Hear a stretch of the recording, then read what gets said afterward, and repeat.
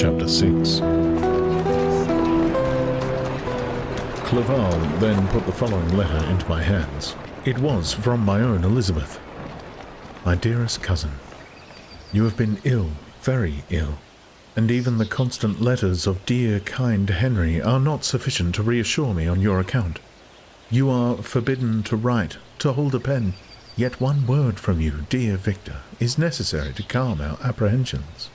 For a long time I have thought that each post would bring this line, and my persuasions have restrained my uncle from undertaking a journey to Ingolstadt. I have prevented his encountering the inconveniences and perhaps dangers of so long a journey, yet how often have I regretted not being able to perform it myself. I figure to myself that the task of attending on your sickbed has devolved on some mercenary old nurse, who could never guess your wishes nor minister to them with the care and affection of your poor cousin. Yet that is over now. Clerval writes that indeed you are getting better. I eagerly hope that you will confirm this intelligence soon in your own handwriting. Get well and return to us. You will find a happy, cheerful home and friends who love you dearly. Your father's health is vigorous, and he asks but to see you, but to be assured that you are well, and not a care will ever cloud his benevolent countenance. How pleased you would be to remark the improvement of our Ernest. He is now 16, and full of activity and spirit. He is desirous to be a true Swiss, and to enter into foreign service, but we cannot part with him, at least until his elder brother returns to us. My uncle is not pleased with the idea of a military career in a distant country, but Ernest never had your powers of application. He looks upon study as an odious fetter. His time is spent in the open air, climbing the hills or rowing on the lake. I fear that he will become an idler unless we yield the point and permit him to enter on the profession which he has selected. Little alteration, except the growth of our dear children, has taken place since you left us. The blue lake and snow-clad mountains, they never change, and I think our placid home and our contented hearts are regulated by the same immutable laws. My trifling occupations take up my time and amuse me, and I am rewarded for any exertions by seeing none but happy, kind faces around me. Since you left us, but one change has taken place in our little household. Do you remember on what occasion Justine Moritz entered our family? Probably you do not. I will relate her history, therefore, in a few words. Madame Moritz, her mother, was a widow with 4 children, of whom Justine was the third. This girl had always been the favourite of her father, but through a strange perversity her mother could not endure her, and after the death of Monsieur Moritz treated her very ill. My aunt observed this, and when Justine was 12 years of age, prevailed on her mother to allow her to live at our house. The republican institutions of our country have produced simpler and happier manners than those which prevail in the great monarchies that surround it. Hence there is less distinction between the several classes of its inhabitants, and the lower orders, being neither so poor nor so despised, their manners are more refined and moral. A servant in Geneva does not mean the same thing as a servant in France and England. Justine, thus received in our family, learned the duties of a servant, a condition which, in our fortunate country, does not include the idea of ignorance and a sacrifice of the dignity of a human being. Justine, you may remember, was a great favourite of yours, and I recollect you once remarked that if you were in an ill humour, one glance from Justine could dissipate it, for the same reason that Aristo gives concerning the beauty of Angelica. She looked so frank-hearted and happy. My aunt conceived a great attachment for her, by which she was induced to give her an education superior to that which she had at first intended. This benefit was fully repaid. Justine was the most grateful little creature in the world. I do not mean that she made any professions. I never heard one pass her lips.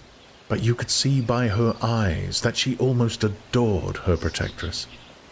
Although her disposition was gay and, in many respects, inconsiderate, yet she paid the greatest attention to every gesture of my aunt. She thought her the model of all excellence, and endeavoured to imitate her phraseology and manners, so that even now she often reminds me of her. When my dearest aunt died, everyone was too much occupied in their own grief to notice poor Justine, who had attended her during her illness with the most anxious affection. Poor Justine was very ill, but other trials were reserved for her. One by one, her brothers and sister died, and her mother, with the exception of her neglected daughter, was left childless. The conscience of the woman was troubled. She began to think that the deaths of her favourites was a judgment from heaven to chastise her partiality. She was a Roman Catholic, and I believe her confessor confirmed the idea which she had conceived. Accordingly, a few months after your departure for Ingolstadt, Justine was called home by her repentant mother. Poor girl! She wept when she quitted our house.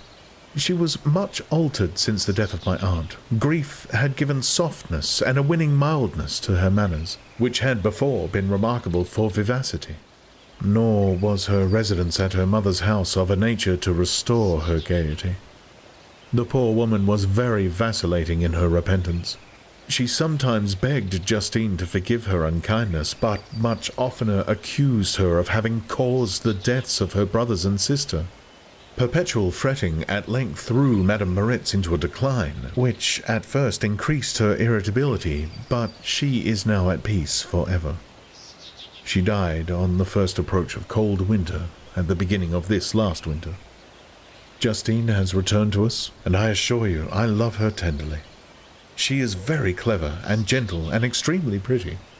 As I mentioned before, her mien and her expressions continually remind me of my dear aunt. I must also say a few words to you, my dear cousin, of little darling William. I wish you could see him. He is very tall of his age, with sweet laughing blue eyes, dark eyelashes and curling hair. When he smiles, 2 little dimples appear on each cheek, which are rosy with health. He has already had 1 or 2 little wives, but Louisa Byron is his favourite, a pretty little girl of 5 years of age. Now, dear Victor, I dare say you wish to be indulged in a little gossip concerning the good people of Geneva. The pretty Miss Mansfield has already received the congratulatory visits on her approaching marriage with a young Englishman, John Melbourne, Esquire. Her ugly sister Manon married Monsieur de Villard, the rich banker, last autumn. Your favourite schoolfellow, Louis Manoir, has suffered several misfortunes since the departure of Clerval from Geneva, but he has already recovered his spirits and is reported to be on the point of marrying a very lively, pretty Frenchwoman, Madame Tavernier. She is a widow and much older than Manoir, but she is very much admired and a favourite with everybody. I have written myself into better spirits, dear cousin, but my anxiety returns upon me as I conclude. Write, dearest Victor, 1 line, 1 word will be a blessing to us. 10,000 thanks to Henry for his kindness, his affection, and his many letters. We are sincerely grateful. Adieu, my cousin, take care of yourself, and I entreat you, write. Elizabeth Lavenza, Geneva, March 18th, 17 tum-tiddy-tum. Dear, dear Elizabeth, I exclaimed when I had read her letter.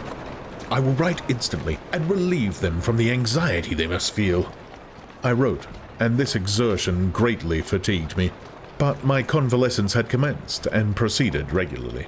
In another fortnight I was able to leave my chamber. One of my first duties on my recovery was to introduce Clerval to the several professors of the university. In doing this, I underwent a kind of rough usage, ill-befitting the wounds that my mind had sustained. Ever since the fatal night, the end of my labours and the beginning of my misfortunes, I had conceived a violent antipathy even to the name of natural philosophy. When I was otherwise quite restored to health, the sight of a chemical instrument would renew all the agony of my nervous symptoms. Henry saw this, and had removed all my apparatus from my view. He had also changed my apartment, for he perceived that I had acquired a dislike for the room which had previously been my laboratory. But these cares of Clerval were made of no avail when I visited the professors.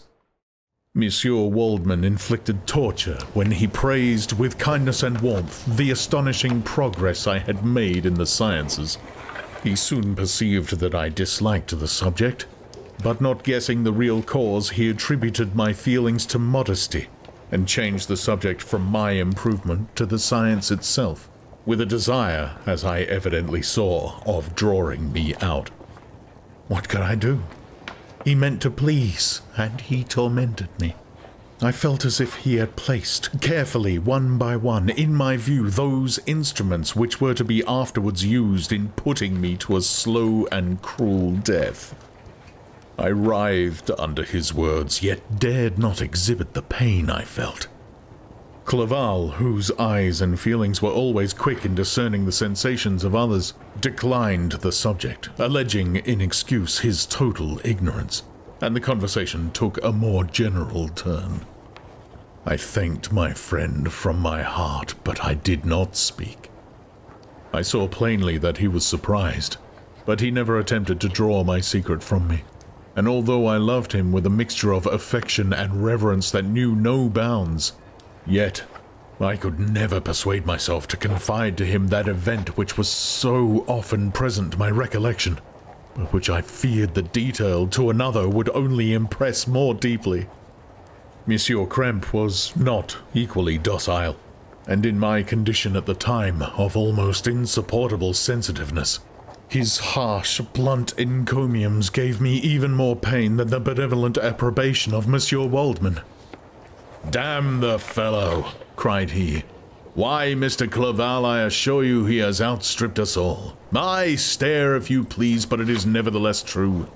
A youngster, who but a few years ago believed in Cornelius Agrippa as firmly as in the gospel, has now set himself at the head of the university, and if he is not soon pulled down, we shall all be out of countenance. Aye, aye," continued he, observing my face expressive of suffering. "Monsieur Frankenstein is modest, an excellent quality in a young man. Young men should be diffident of themselves, you know, Monsieur Clerval. I was myself when young, but that wears out in a very short time." Monsieur Krempe had now commenced a eulogy on himself, which happily turned the conversation from a subject that was so annoying to me. Clerval had never sympathized in my taste for natural science, and his literary pursuits differed wholly from those which had occupied me. He came to the university with the design of making himself complete master of the Oriental languages, as thus he should open a field for the plan of life he had marked out for himself. Resolved to pursue no inglorious career, he turned his eyes towards the east as affording scope for his spirit of enterprise. The Persian, Arabic, and Sanskrit languages engaged his attention, and I was easily induced to enter on the same studies. Idleness had ever been irksome to me, and now that I wished to fly from reflection and hated my former studies, I felt great relief in being the fellow pupil with my friend, and found not only instruction but consolation in the works of the Orientalists. I did not, like him, attempt a critical knowledge of their dialects, for I did not contemplate making any other use of them than temporary amusement. I read merely to understand their meaning, and they well repaid my labors. Their melancholy is soothing, and their joy elevating, to a degree I never experienced in studying the authors of any other country. When you read their writings, life appears to consist in a warm sun and a garden of roses, in the smiles and frowns of a fair enemy, and the fire that consumes your own heart. How different from the manly and heroical poetry of Greece and Rome. Summer passed away in these occupations, and my return to Geneva was fixed for the latter end of autumn, but, being delayed by several accidents, winter and snow arrived. The roads were deemed impassable, and my journey was retarded until the ensuing spring. I felt this delay very bitterly, for I longed to see my native town and my beloved friends. My return had only been delayed so long from an unwillingness to leave Clerval in a strange place before he had become acquainted with any of its inhabitants.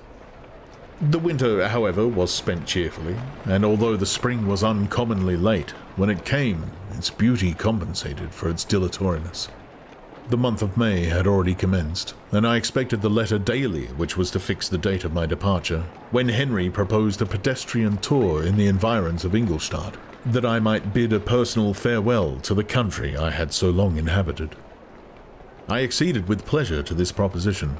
I was fond of exercise, and Clerval had always been my favorite companion in the rambles of this nature that I had taken among the scenes of my native country. We passed a fortnight in these perambulations. My health and spirits had long been restored, and they gained additional strength from the salubrious air I breathed, the natural incidents of our progress, and the conversation of my friend. Study had before secluded me from the intercourse of my fellow creatures and rendered me unsocial, but Clerval called forth the better feelings of my heart. He again taught me to love the aspect of nature and the cheerful faces of children. Excellent friend, how sincerely did you love me, and endeavor to elevate my mind until it was on a level with your own. A selfish pursuit had cramped and narrowed me until your gentleness and affection warmed and opened my senses. I became the same happy creature who, a few years ago, loved and beloved by all, had no sorrow or care, when happy, inanimate nature had the power of bestowing on me the most delightful sensations. A serene sky and verdant fields filled me with ecstasy. The present season was indeed divine. The flowers of spring bloomed in the hedges, while those of summer were already in bud. I was undisturbed by thoughts which, during the preceding year, had pressed upon me, notwithstanding my endeavors to throw them off, with an invincible burden. Henry rejoiced in my gaiety, and sincerely sympathized in my feelings. He exerted himself to amuse me, while he expressed the sensations that filled his soul. The resources of his mind on this occasion were truly astonishing. His conversation was full of imagination, and very often, in imitation of the Persian and Arabic writers, he invented tales of wonderful fancy and passion. At other times, he repeated my favorite poems, or drew me out into arguments, which he supported with great ingenuity. We returned to our college on a Sunday afternoon. The peasants were dancing, and everyone we met appeared gay and happy. My own spirits were high, and I bounded along with feelings of unbridled joy and hilarity.